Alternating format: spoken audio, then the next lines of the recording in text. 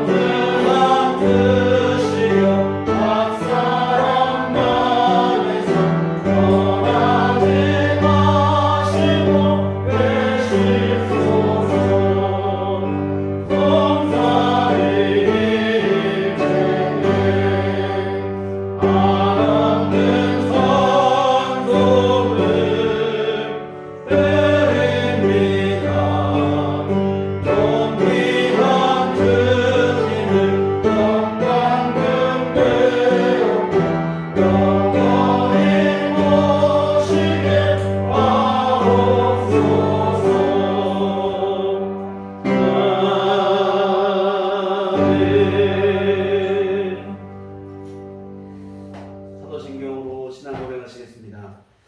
전능하사 천지를 만드신 하나님 아버지를 내가 믿사오며 그의 아들 우리 주 예수 그리스도를 믿사오니, 이는 성령으로 잉태하사 동정녀 마리아에게 나시고 본디오 빌라도에게 고난을 받으사 십자가에 못 박혀 죽으시고 장사한 지 사흘 만에 죽은 자 가운데서 다시 살아나시며 하늘에 오르사 전능하신 하나님 우편에 앉아 계시다가 저리로서 산 자와 죽은 자를 심판하러 오시리라. 성령을 믿사오며 거룩한 공일과 성도가 서로 교통하는 것과 죄를 사하여 주시는 것과 몸이 다시 사는 것과 영원히 사는 것을 믿사옵나이다. 아멘. 성시교독은 교독문 42번입니다.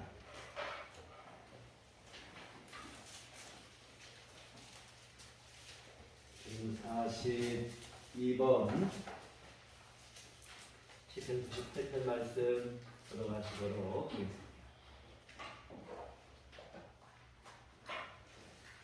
새 노래로 여호와께 찬송하라. 그는 기이한 일을 행하사 그의 오른손과 거룩한 팔로 자기를 위하여 구원을 베푸셨습니다.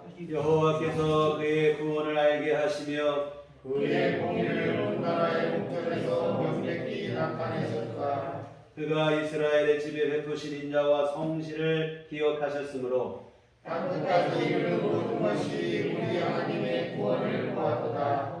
온 땅이여 여호와께 즐거이 소리칠지어다. 소리내어 즐겁게 노래하며 찬송할지어다. 수금으로 여호와를 노래하라.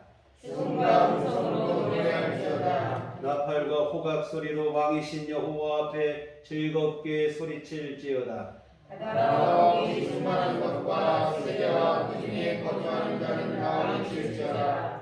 여호와 앞에서 큰 물은 박수할지어다. 사랑에 함께 즐겁게 노래할지어다. 아멘. 성경은 찬송가 1장입니다.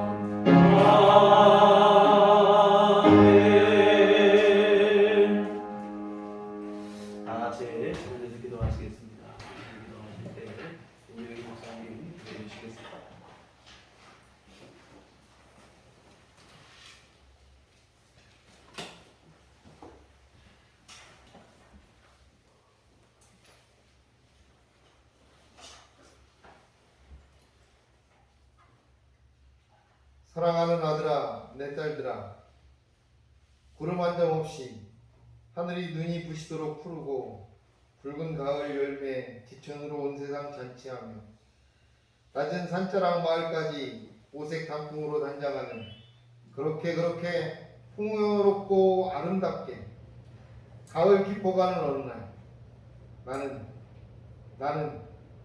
나는 하나님께 돌아가기를 기도한단다. 청명한 가을 하늘처럼 우리의 삶도 주님을 통하여 늘 깨끗하고 맑은 영혼으로 거듭나게 하여 주시옵소서. 존귀와 영광을 받으시기에 합당하신 하나님 아버지, 거룩하신 주님, 감동의 성령님, 삼위일체 하나님께서 이 아침 주님의 전으로 불러주심을 감사드립니다. 주님의 핏값으로 사신 교회를 통하여 우리의 영혼을 구원하여 주시려고 주님 불러주시고 또 지은 죄 사하시려고 더욱 주님의 말씀에 순종케 하시려고 성령님 보내주셔서 주님의 전을 사모하게 하심을 믿습니다. 세상에서 받았던 상처 또 울분, 불의, 좌절 이 모든 것들을 이 시간 다 내려놓고 주님의 십자가를 바라보게 하여 주시옵소서. 주님의 십자가가 해답이 되게 하여 주시고 주님의 보혈이 우리의 치유가 되게 하여 주시고 주님이 우리의 생명이 됨을 믿게 하여 주시옵소서. 모진 비바람에도 떨어지지 않고 붉게 노랗게 익어가는 과실과 벼들을 보며 풍성해하는 농부들의 심정을 헤아릴 수 있는 넓은 마음을 허락하여 주시고 떨어져서 날아가고 쓰러져서 추수를 기다렸던 열매들을 바라보며 안타까워하며 찢어지는 손길들의 마음을 어루만질 줄 아는 따뜻한 마음도 허락하여 주시옵소서. 특히 우리들 교회가 육신의 고통으로 마지막 있는 힘을 다해 간절히 부르짖는 성도들의 마음과 간절함을 느끼게 하여 주시고 저 밑바닥이 끝이 아니길 바라며 한 줄기 빛을 찾는 심정으로 오늘을 사는 이들의 아픔도 주님의 사랑과 은혜로 함께 공유하고 나누며 섬기게 하여 주시옵소서. 이곳에 모인 모든 믿는 자들이 성령의 도우심으로 평안의 은혜를 누리게 하여 주시옵소서.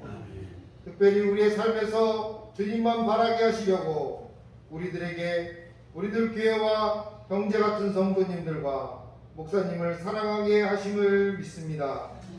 오늘 거룩한 날, 주님의 날 말씀을 사모하게 하시옵소서.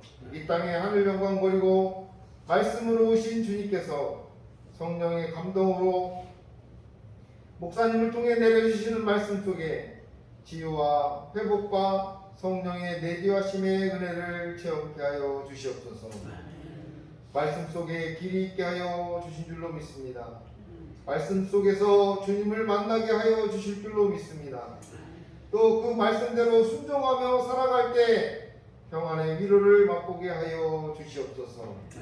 이 나라와 이 민족 또 모든 가정과 사업장이 말씀에 순종함으로 복 내려주시는 주님의 은혜를 누리게 하여 주시옵소서. 감사합니다. 사랑합니다. 행복합니다. 우리의 입술이 복받기를 원하시고 항상 곁에서 동행하여 주시며 이 가을에 실망보다 넉넉한 행복과 감사를 부어주시는 살아계신 예수 그리스도의 이름으로 간절히 기도합니다. 아멘.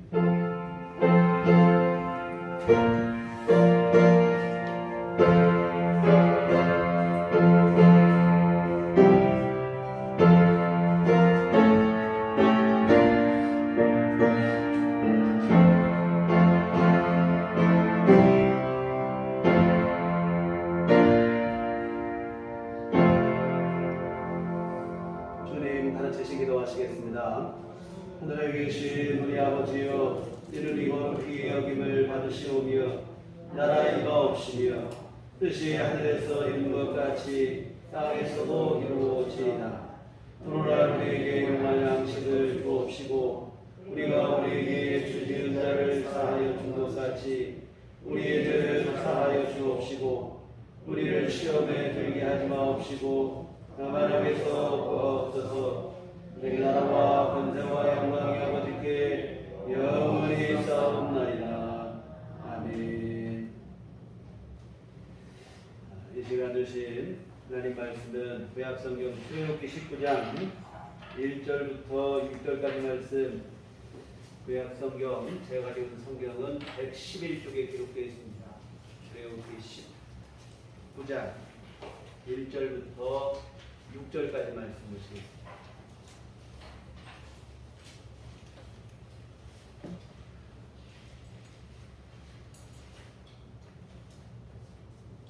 출애굽기 19장 1절부터 6절 말씀 다 같이 한 목소리 합독하시도록 하겠습니다.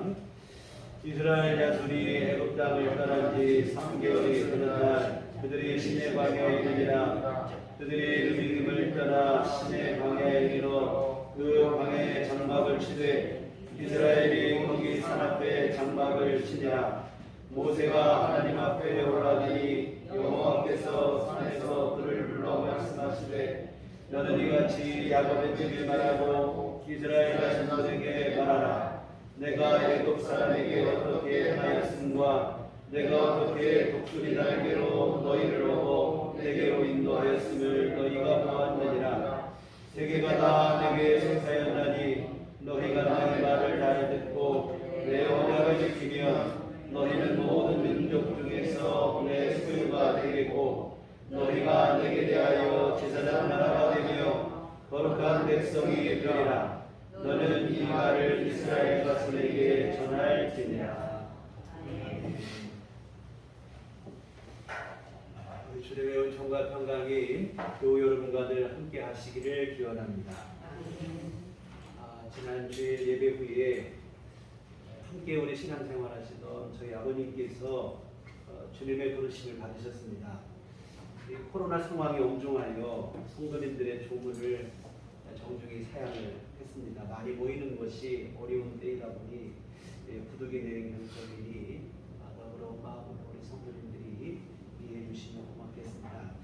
여와 같은 주보에도 글을 실은 것처럼 평소 가을날 주님의 부름을 받기를 기도하셨는데 그 기도대로 가을날에 주님의 품에 안기셨습니다.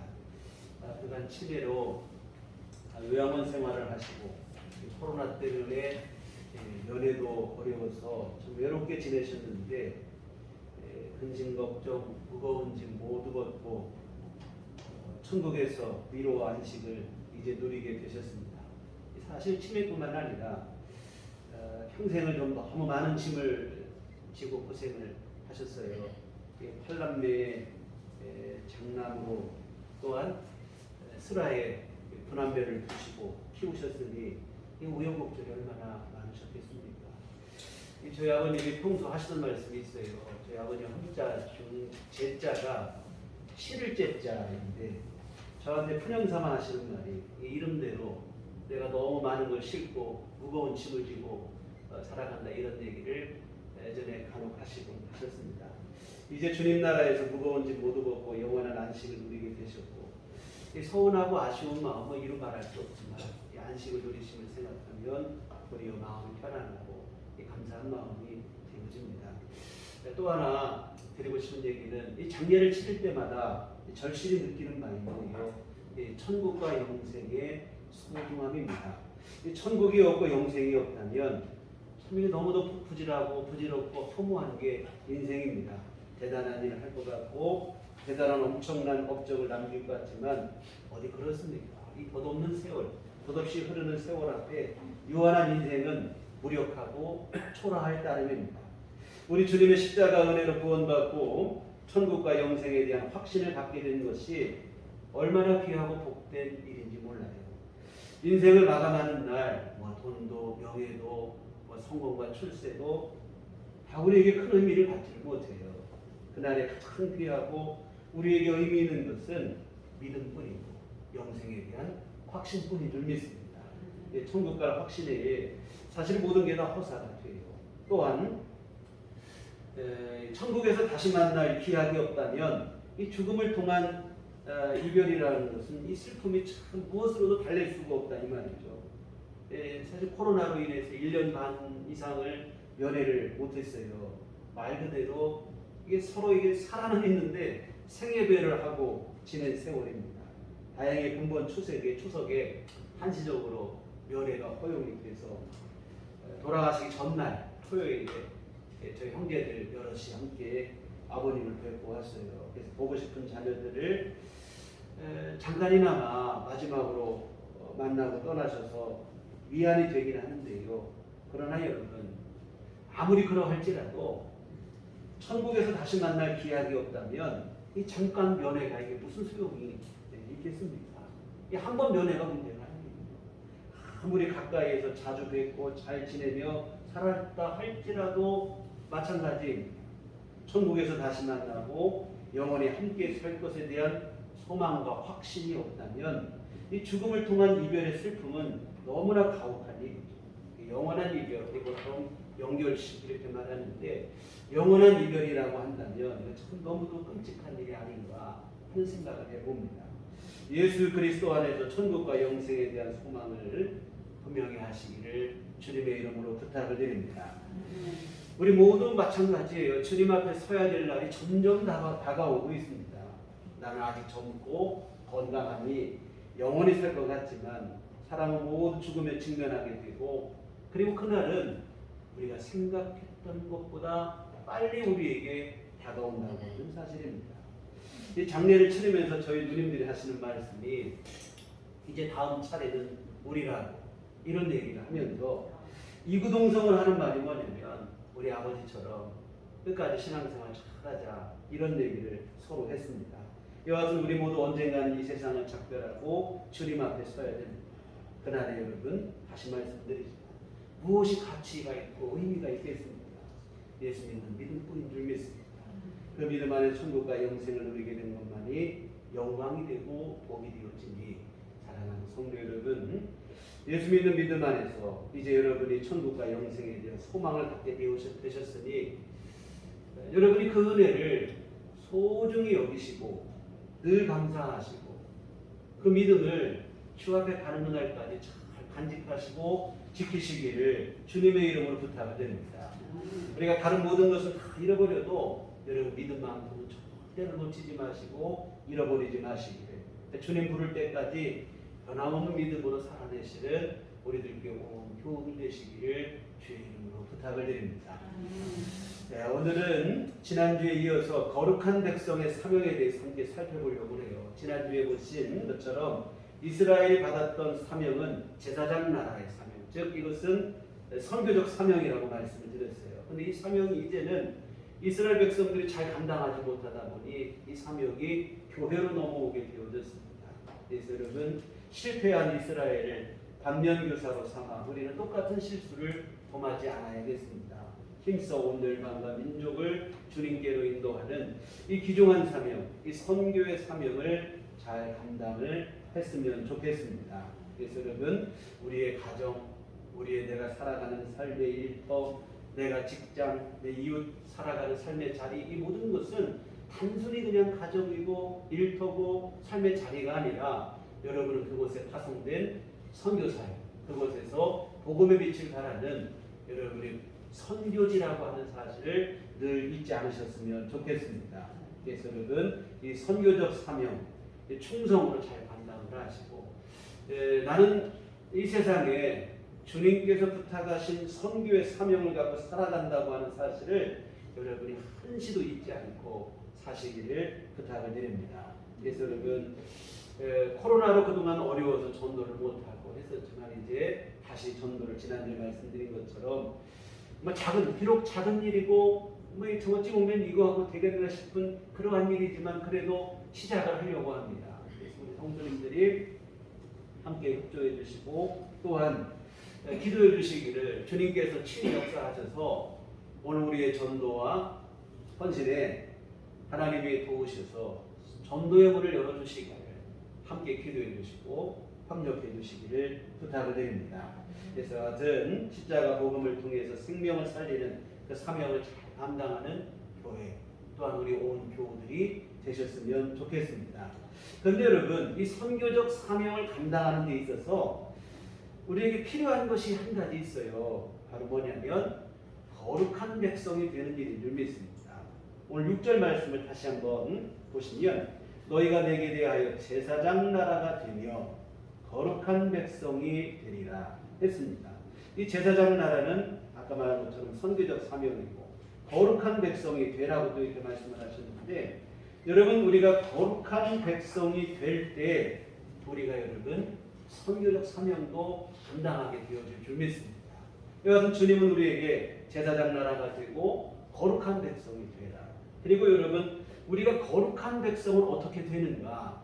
거룩한 백성이 되는 지침서가 사실은 주님께서 이때 주신 율법이라 이 말이에요.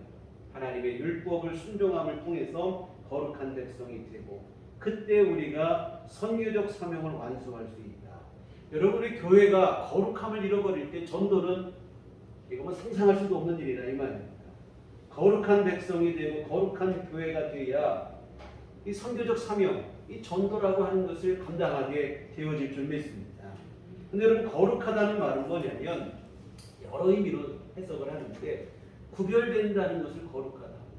부정하고 추하고 악한 것에서 구별된다는 것인데 당시 가나안의 종교 여러 헛된 우상에서부터 구별되는 것이 하나님을 믿는 참된 신앙이 되고 거룩한 믿음이 되어지는 줄 믿습니다. 그런데 여러분, 구약에 등장하는 고대 근동 지역의 가나안 땅의 우상은 다분히 탐욕적이고 정욕적이라 이 말입니다.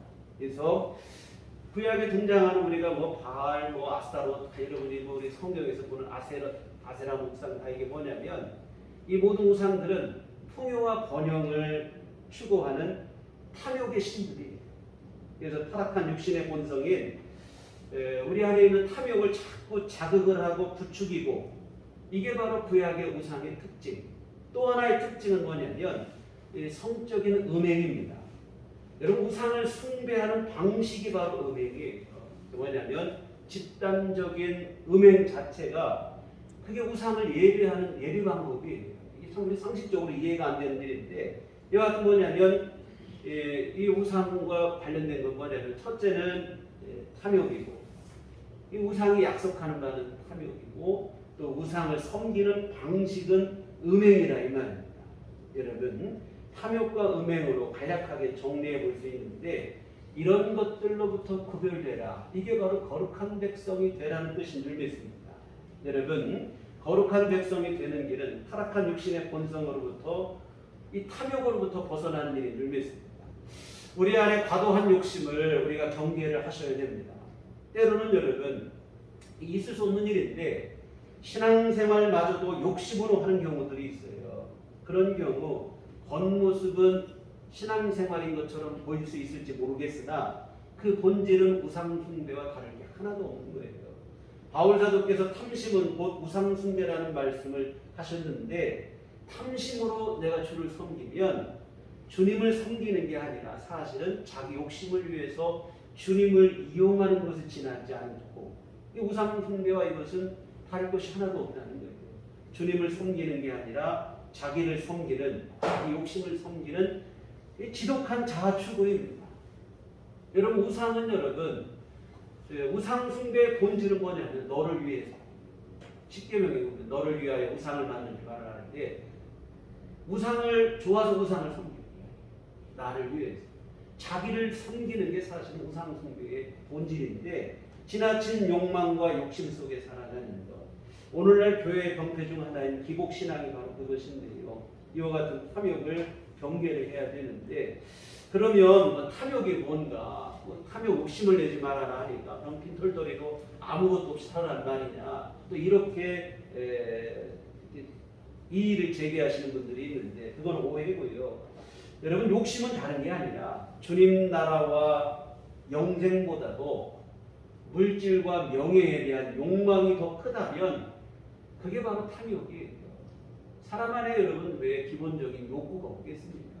기본적인 욕구를 말하는 게 아니에요. 이 가치 기준이 흔들려서 우선순위가 무너지는 게 바로 탐욕의 본질입니다. 이 천국과 영생의 우선순위를 둘 수 있어야 되는데, 주님이 베푸신 구원의 은총과 영생의 가치를 제대로 알지 못하여 그 주님이 주신 은혜보다도 세상의 것을 더 욕망을 하고 그걸 더 욕심을 내고 거기에도 내가 마음을 두고 살아간다면 이게 바로 탐욕이 되어지는 것이고, 이것이 문제입니다. 근래 제가 어느 교회를 갔더니 교회 간단히 프랜카드가 하나 있어요. 근데 거기에 이제 문구가 하나 써있는데 뭐라고 써있냐면 축복은 사명입니다, 이렇게 써있어요. 제가 도대체 이게 한참을 생각했어요. 이게 무슨 의미로 써는 말일까? 처음에는 이제 좋은 의도로 생각을 했어요. 이게 좋은 뜻으로 이해해 보려고 나름대로 생각을 한 게 뭐냐면, 이 축복이라는 단어는 우리가 좀 잘못 사용을 하죠. 축복은 여러분, 우리가 보통 축복을 받았다는, 축복받았다는 말씀은 이거는 말이 안 되는 거고, 복을 받았다는 말이 맞겠죠. 축복이라는 말은 복을 받는 게 아니라 복을 빌어주는 게 축복이에요. 그래서 그 뜻으로 제가 생각을 해서 축복은 사명이다. 그러면 복을 빌어주는 게 성도의 사명이다. 근데 좀 아무리 그렇게 해도 또 문제는 여전한 게 그 복이 뭐냐에 따라 달라지겠죠. 축복, 복이라고 하는 것, 복 중에 복은 우리 성경에서 말하는 것은 구원의 축복을 구원의 복을 말하고 있으니, 이 구원의 복을 빌어주는 것, 그렇다면 맞는 말이에요. 모든 사람이 구원받기를, 구원의 복, 영생의 복을 누리기를 복을 빌어주는 것, 이것은 전도와 똑같은 일이죠.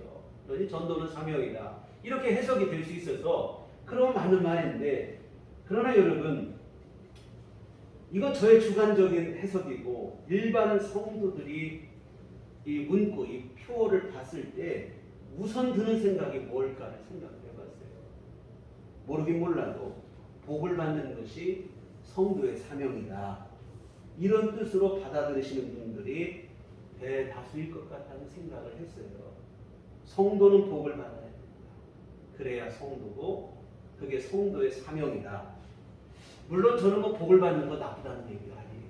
성도들이 복 받고 잘 되기를 사실 기도를 합니다. 그래서 여러분, 나쁜 건 아니에요.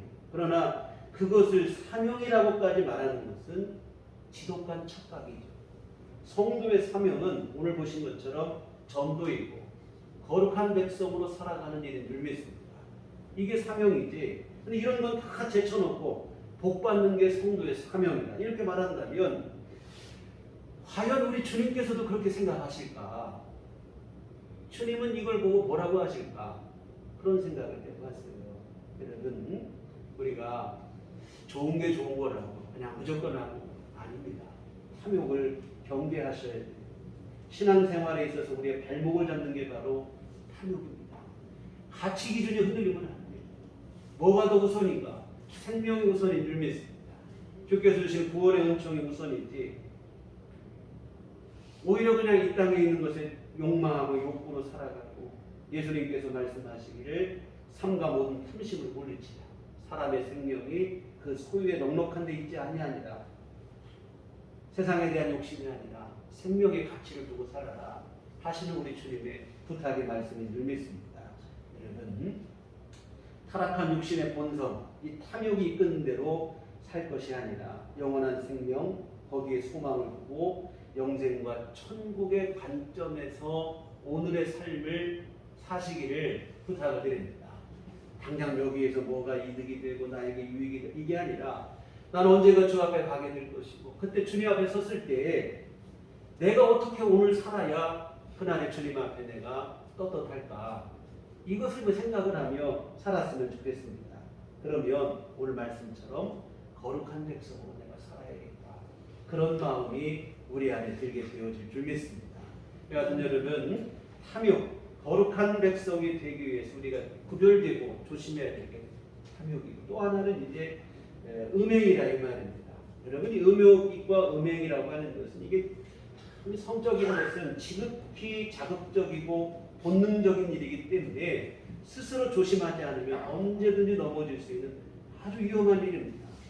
사실 이스라엘 백성들이 우상에 빠지게 된 직접적인 원인이 사실은 어디에 있냐면 음행에 있다 이 말이에요. 처음부터 우상 숭배한 게 아니에요. 음행에 빠지고 그러다가 우상 숭배로까지 이어졌습니다. 솔로몬 왕이 우상에 넘어간 거 보시면 많은 여성을 부인으로 두는데 이방 여인까지 부인으로 두고 하다가 그 이방 여인이 섬기던 우상까지 섬기게 되고 이렇게 되고 있어요. 또한 민수기 25장에도 보시면 이스라엘 백성들이 우상 숭배에 빠지게 된 장면이 기록되어 있는데 처음부터 우상 숭배한 게 아닙니다. 모압 여성들의 유혹에 넘어가 음행을 저지른 일부터 시작이 돼요. 그렇게 시작된 음행은 음행으로만 그치지 않고 우상 숭배로까지 이어지게 되고, 우상 숭배하는 일 자체가 또한 음행이기도, 모압의 우상을 섬기는 건 마찬가지 가나안의 다른 우상 숭배와 똑같이 그 예배 방식이 음행이라 이 말이에요. 거기에 완전히 빠지고 마는 거예요. 여하튼 음행은 지극히 자극적이고 또 순간적이고 본능적이고 우리 스스로 조심하지 않으면 언제든지 넘어질 수밖에 없어요. 더 무서운 것은 방금 말씀드린 대로 우리 육신만 망치는 것이 아니라 우리의 영혼까지도 망치게 된다고 하는 사실입니다.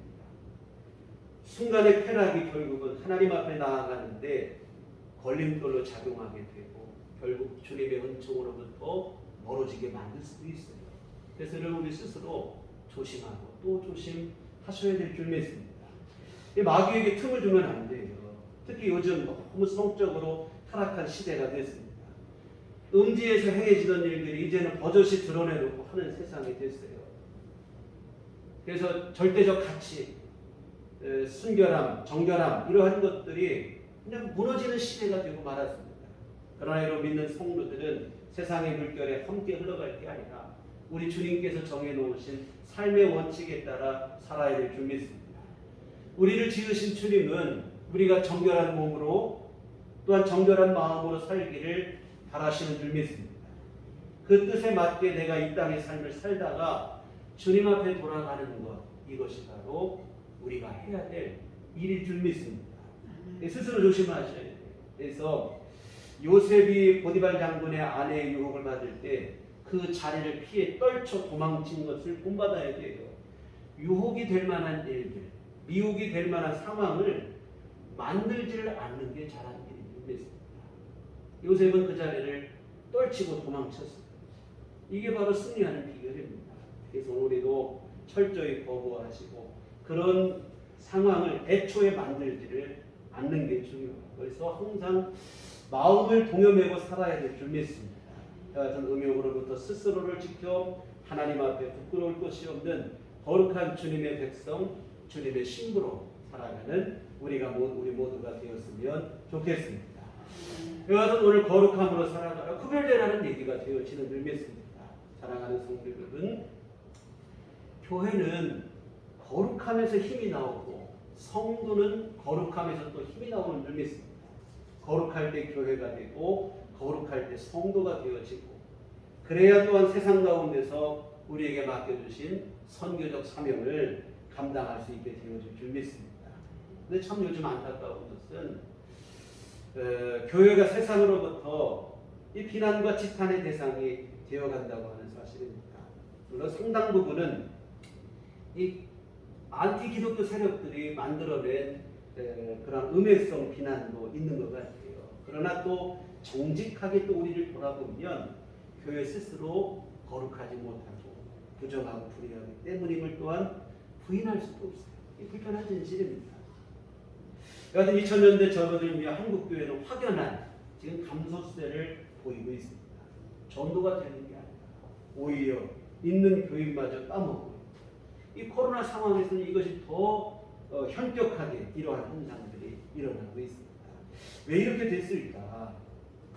여러 가지 이유가 있겠지만 가장 큰 이유는 지금까지 말씀드린 것처럼 교회 스스로 거룩함을 상실했기 때문에 거룩한 백성이 되어야 되는데 그러지를 못했어요. 세상의 탐욕과 정욕에 빠져서 이 교회에 대해서 일반적으로 하는 얘기들이 뭐냐면 이 교회가 너무 돈에 욕심을 냅니다. 이 기독교 관련 기사만 나오면 다 달리는 댓글이 뭐냐면 주 예수 이것이 주 예수를 믿으라 이게 아니라 주식회사 예수 뭐 이렇게 얘기를 참 너무 부끄러운 일. 교회가 그만큼 과도한 욕심을 내고 살아간다는 것을 비꼬는 표현이 되겠죠. 또 하나는 교회 안에 이런 추악한 음행의 문제들이 너무 많다는 거예요. 그래서 자신들은 뭐 딸을 낳으면 절대 교회를 안 보게 되겠다. 뭐 이런 글을 쓰는 사람들이 상당히 많이 있습니다.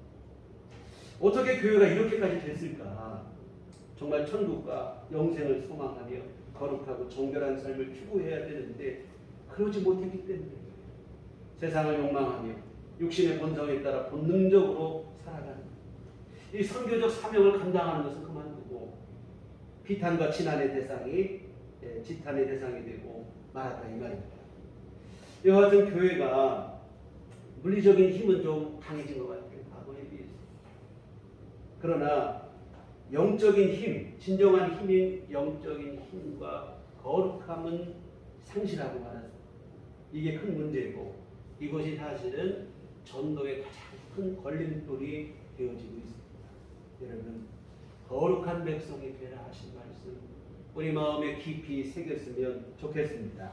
그래서 하나님의 선하시고 의로우신 뜻을 쫓아 사시고 예수님 말씀처럼 빛이 되고 소금이 되는 삶을 여러분의 삶 속에서 성실히 감당하며 살아내시기를 부탁을 드립니다. 그때 선교적 사명이 가능해요. 마태복음 5장 16절에 이같이 너희 빛이 사람 앞에 비치게 하여 그들로 너희 착한 행실을 보고 하늘에 계신 너희 아버지께 영광을 돌리게 하라. 빛과 소금의 역할을 감당하며 거룩하고 선하고 착한 삶을 살 때 세상이 우리의 착한 행실을 보고 하나님께 영광을 돌리게 된다. 여러분 거룩한 백성이 될 때 제사장 나라로서의 선교적 사명이 그때 비로소 가능하게 되어집니다. 여러분 전도는 뭐 강압적으로 되지 않죠. 설령 강압적으로 할 수 있고 될 수 있다 할지라도 그렇게 된다면 그것은 전도가 아닙니다. 지난주에 말씀드린 것처럼 로마가 기독교 국가가 됐을 때 다 좋은 일인 줄 알았어요. 그런데 여러분 그게 비극이었습니다. 로마가 기독교 국가가 되고 거기 태어난 사람은 다 그냥 기독교인이 되는 거예요. 태어나서. 또한 로마가 지배하는 나라들은 무조건 기독교인이 될 수밖에 없는 거예요. 사실 이것이 교회의 비극이고 재앙이 된 거예요. 전도는 절대적으로 희생과 사랑의 수고를 통해서 이루어져야 합니다. 십자가 복음인 우리 주님이 주신 복음이 우리 주님의 십자가 희생과 사랑으로 우리에게 주어진 것처럼 그 복음을 전달하는 전도 또한 희생과 사랑으로 감당이 되어져야 될 줄 믿습니다. 강압적으로 될 수 없어요. 된다고 해도 그것은 비극이라 이 말입니다. 여러분 세상에 감동을 주는 교회가 되어지고 그렇게 해서 전도가 될 때 그게 진짜 전도인 줄 믿습니다. 이 감동이라는 말 사절을 찾아보니까 깊이 느껴 마음이 움직임 이런 뜻이에요. 내 스스로 깊이 깨닫고 느껴서 내 마음이 움직였다. 여러분 마음이 움직여야 예수를 믿게 되는 줄 믿습니다. 이 감동돼요.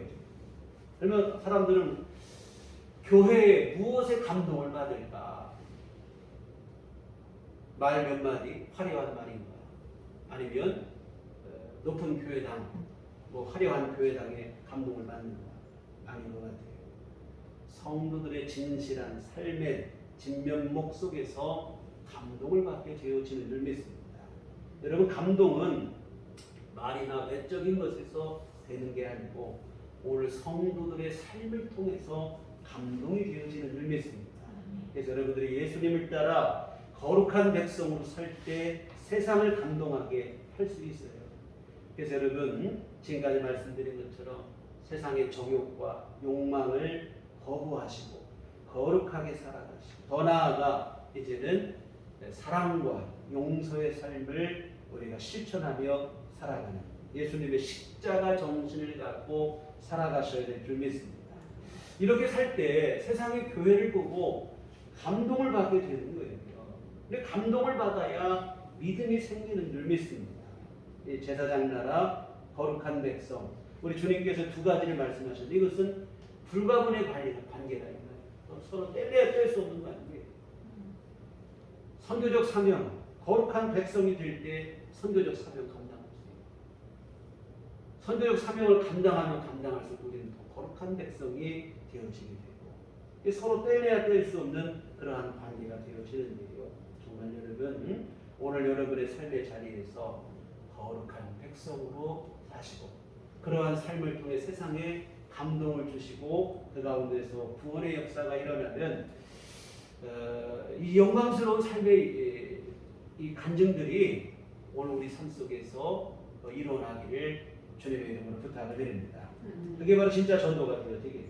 마지막으로 한 말씀만 더 드리고 말씀을 마치도록 하겠습니다. 또 이렇게 말씀을 드리면 간혹 또 오해를 하시는 게 뭐냐면 입으로 전도하는 것은 또 아무것도 아니라고 생각하시는 분들이 있어요. 이 또한 오해입니다.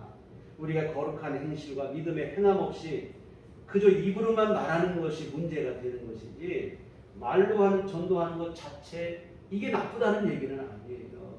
거룩한 행실과 선한 삶이 필요하지만 결국에 우리가 복음을 전하는 것은 언어의 영역인 줄 믿습니다.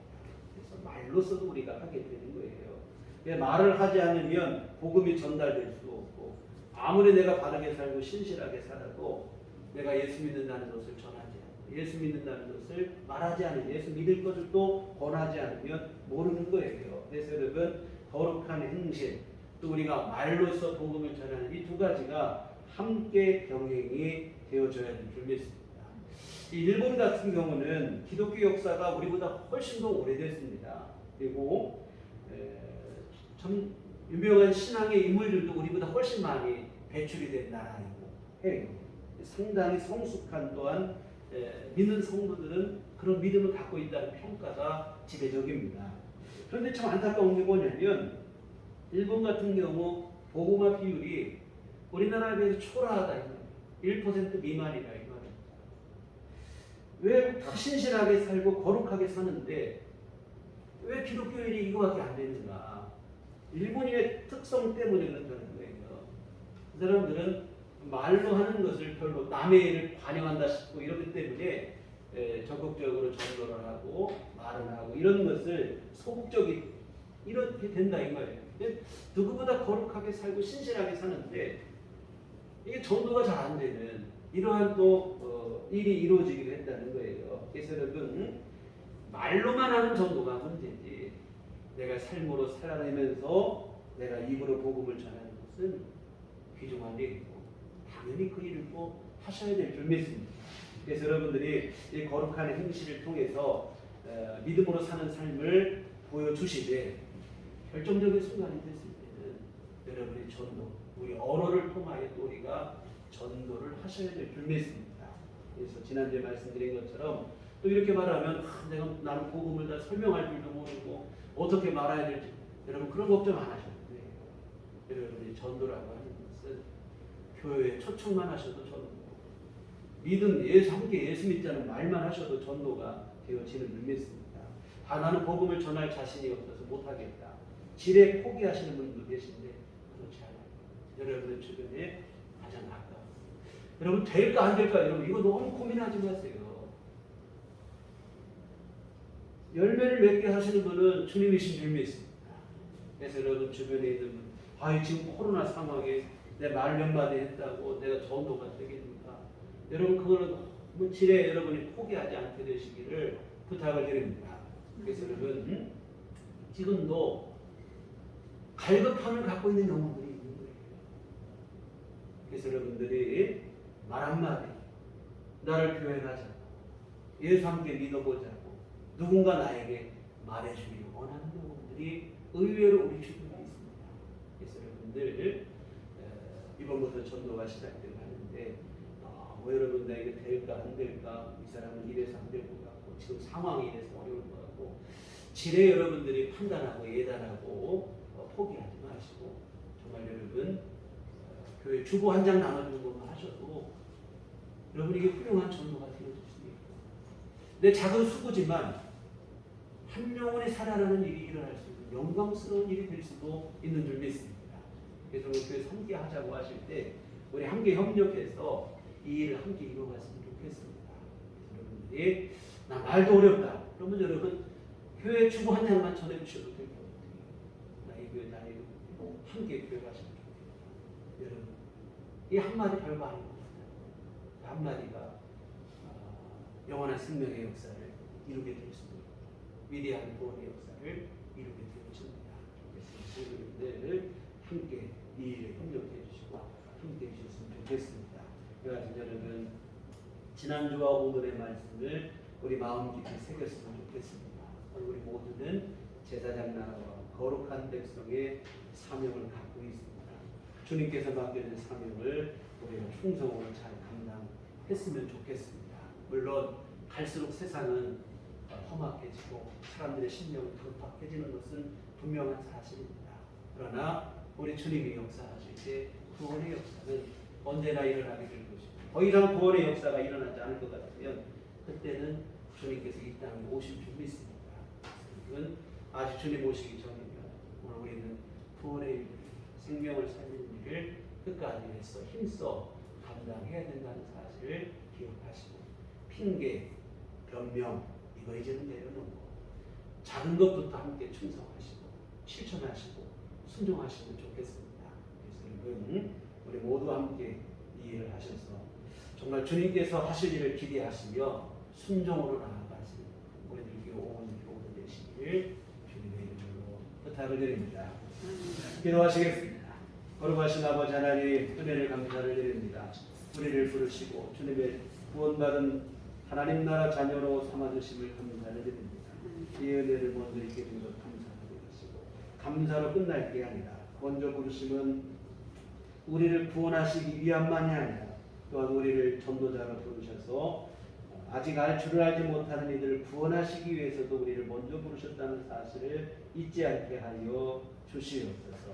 우리 모두 귀한 사명 충성으로 감당하게 하여 주시되 우리가 거룩한 백성으로 오늘 귀한 말씀처럼 육신의 본성적인 삶을 내려놓고 하나님의 구원받은 거룩한 삶을 살아가는 삶을 통해 세상에 감동을 주게 하시고 또한 우리의 입술을 통해서 주의 복음을 전하게 하시고 그 일을 통하여 생명을 살리는 일을 함께 이루어가게 하여 주시옵소서. 예수님 이름으로 기도했습니다. 아멘.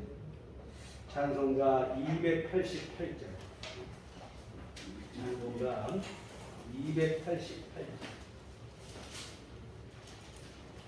기도하시겠습니다.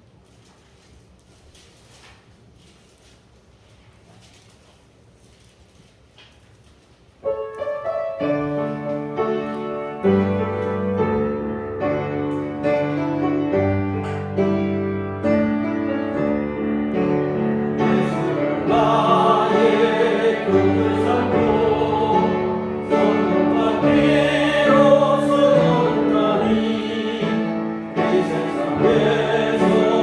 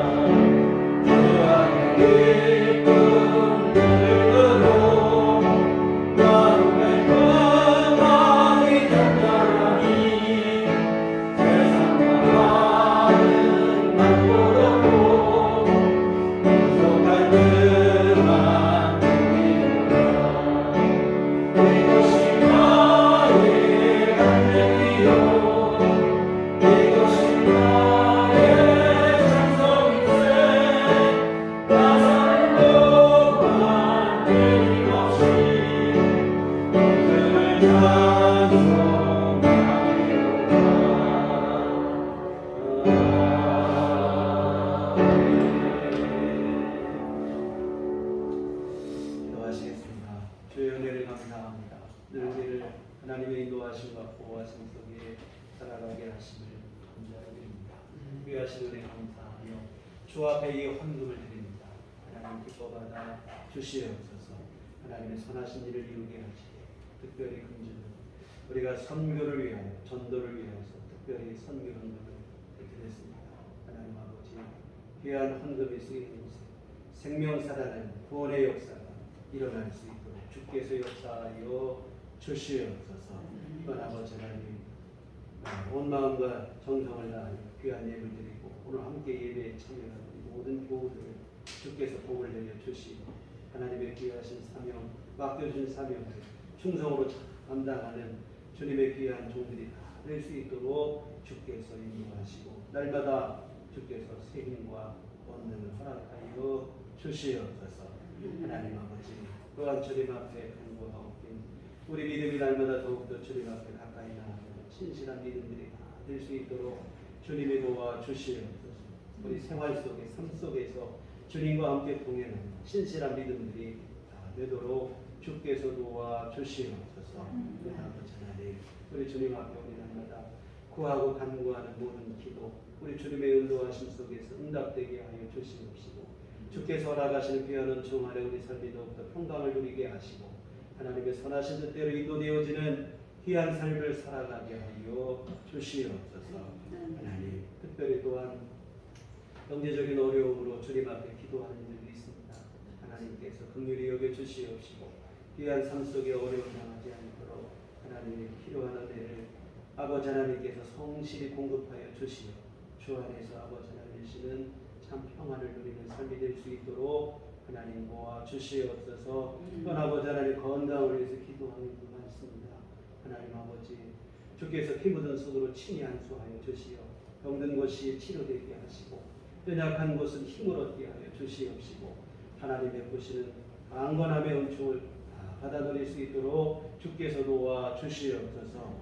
하나님 또한 앞으로 한 주간 살아갈 때도 우리 주님과 동행케 하시고 우리 주님 맡기신 귀한 사명을 잘 감당하게 하시고 세상 가운데 승리자가 되게 하시고 하나님께 영광을 돌리는 주님의 참된 자녀로 삶을 살아갈 수 있도록 도와주시옵소서. 예수님 이름으로 기도했습니다. 아멘. 교회 소식 시간입니다. 우리 서로 인사하시고 주님만 바라봅시다. 금요일은 성경을 드리는 주일입니다. 지난주에 말씀드린 것처럼 특별히 우리 전도를 새로 시작하면서 좀 갖추고 준비할 것들이 좀 그동안 하나도 오랜만에 시작을 하는데 방식이 바뀌다 보니까 새로운 것을 준비할 게 많았어요. 특별히 우리 특별한 전도를 위해서 함께 드리자고 했는데요. 함께 참여해 주신 분 감사드리고 혹여 잊으신 분 다음에 또 하실 분은 다음에 성경으로 드리시면 이렇게 함께 사용되도록 하겠습니다. 그 전도 물품이 항상 이 로비에 지금도 뭐 마스크는 항상 비치가 되어 있는데요. 우리 주보도 그렇고 좀 더 여유롭게 항상 많이 비치를 해놓도록 하겠습니다. 그래서 교회에서 모여서 전도하실 분들은 함께 하시고 좋고 또 되게 어려우신 분들은 좀 가지고 가시고 주변에 나누시고 정 어려우시면 주부라도 갖고 가시다가 집에다 꽂을 수도 있고 차량에다 꽂을 수도 있고 이렇게 하셔서 많지는 않고 조금이라도 이렇게 동참을 해주시면 같은 낙자도 말한 것처럼 열매를 맺고 안 맺고는 주님이 하실 일을 믿습니다. 믿음을 갖고 소망을 갖고 함께 씨앗을 심었으면 좋겠습니다.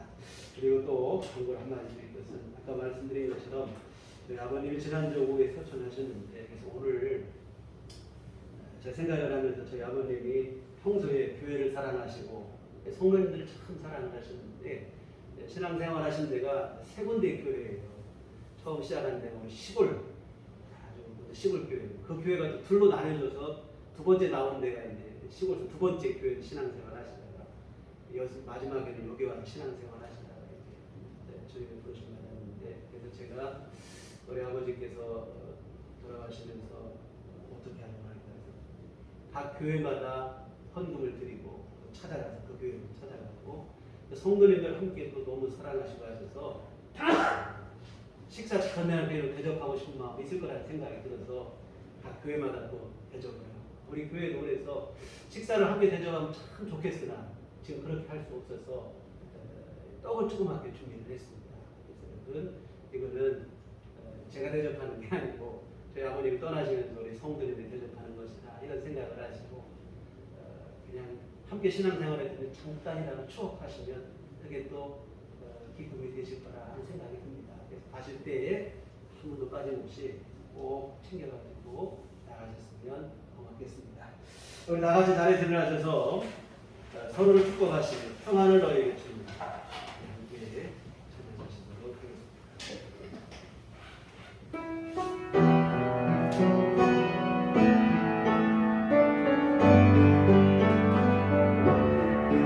평안을 너에게 주노라.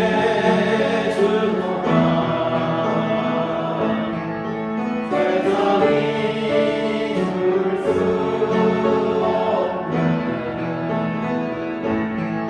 세상이 알 수 없는